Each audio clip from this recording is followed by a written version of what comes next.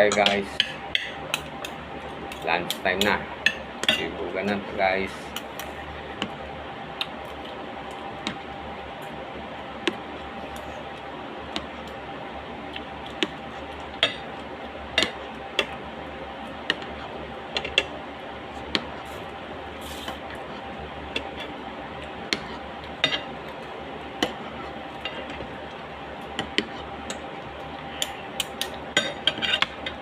Tayo.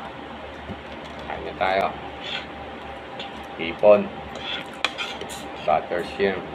Luto ni Mrs. Flex ko lang sa inyo guys. Minsan, akala mo sa panahon ngayon, parang mas mura pa yan. Ito yung kainin mo kaysa baboy. Dahil ang baboy ngayon magkano? 1 kilong kasim, lempo, 430 ang 1 kilo.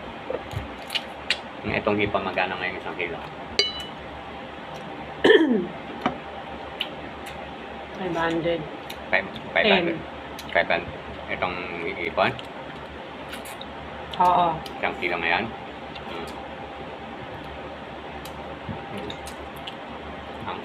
Yan po 480. 500 something na.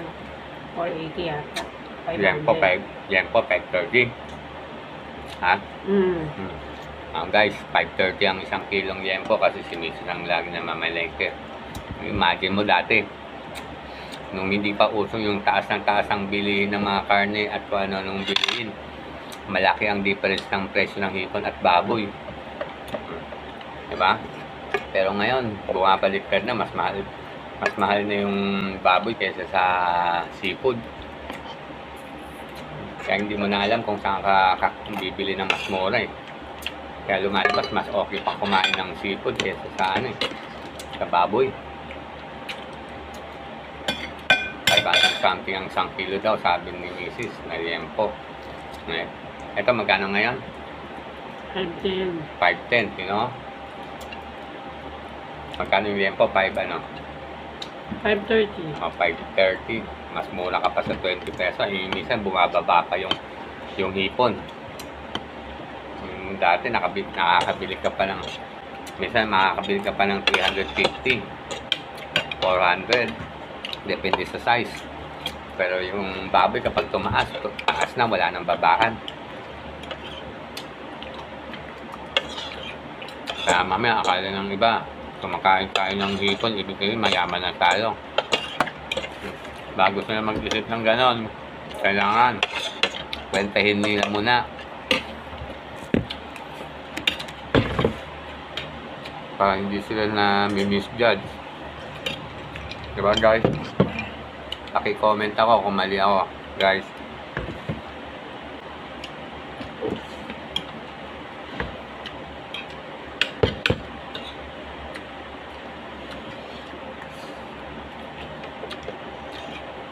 Dati ang galunggong magkano? Magkano yung galunggong? 240. Hindi ko alam magkano. Dati yung hindi pa uso ng taas ng bilihin. 120, 140. 1 kilong galunggong nung wala pang pandemic nasa 120. Ngayon magkano ang galunggong ngayon? 240 hanggang 300.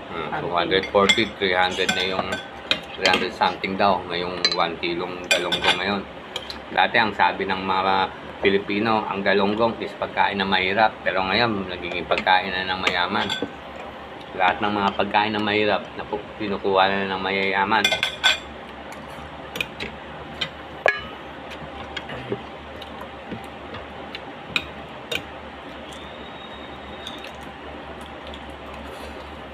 Kaya kahit yung tipid mo, hindi mo na maintindihan kung anong klaseng tipid.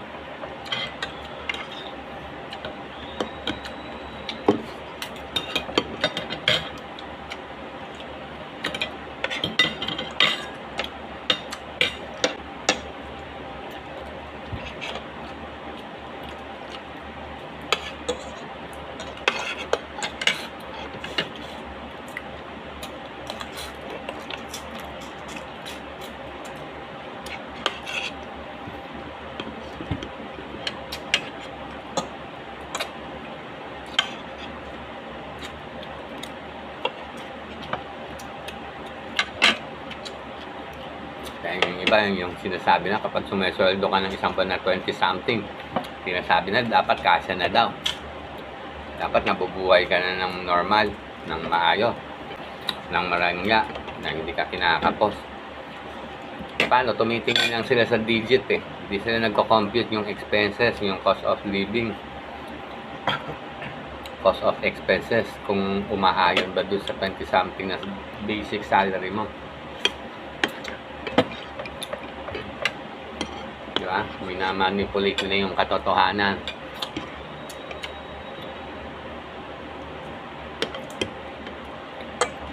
Pero ang katotohanan, hindi nila binibilang, hindi sila nagko-compute. Judge lang sila ng judge.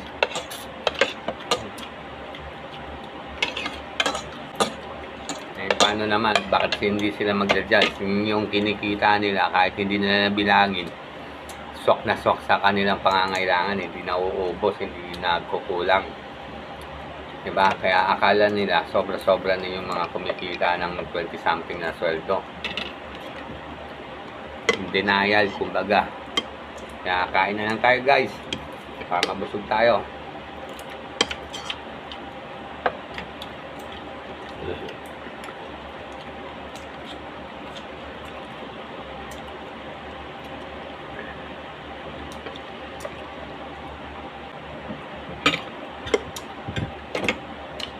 Kanin.